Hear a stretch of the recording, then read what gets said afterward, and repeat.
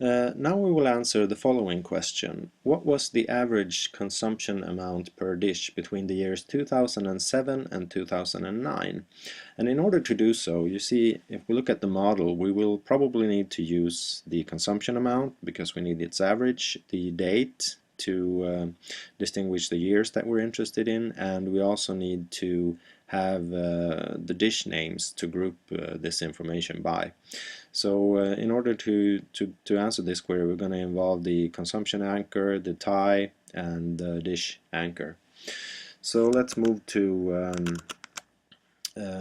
Management Studio and look at how we do this. First, I've written a very simple query where I select the average consumption amount from the latest view, and as you can see from the execution plan, that will touch two tables, the consumption amount and the consumption anchor.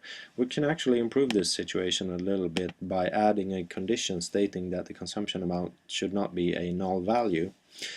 It may be the case that not all of the entities in the consumption anchor has a consumption amount, but in this case we're not interested in being accurate to the cardinality. We're just interested in those that has an amount. So you can see in the execution plan that here we have eliminated the anchor table from the query.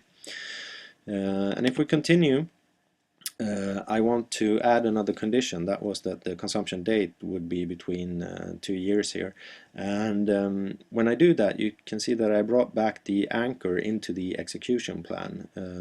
Actually, it's quite simple to remove it from the plan again, and I simply add the same condition as I did before for the consumption date here, stating that it shouldn't be a null value.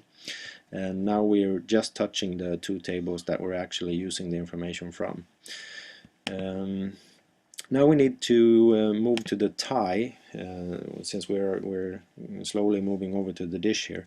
So I'm joining with the tie here, and as you can see, as I did that, the tie also showed up in the execution plan. However, it shouldn't have to be, because we're not actually asking for any information from the tie. So in order to fix this situation, I simply change my join here to a left join, and when I did that, you can see that the tie again disappeared from the execution plan. So now I'm back to the two tables. In the next step, I also left join with the dish latest view. And as you can see, this doesn't affect the query at all. It's the same execution plan as before.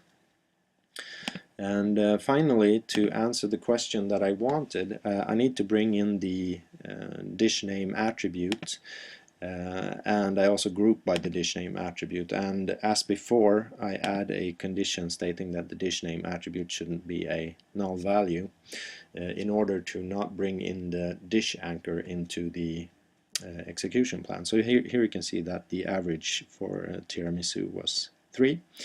Looking at this execution plan then, for the query, you can see that it uses only 4 different tables.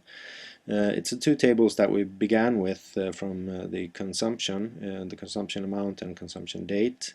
Then, of course, as we move over the tie needs to be in the query.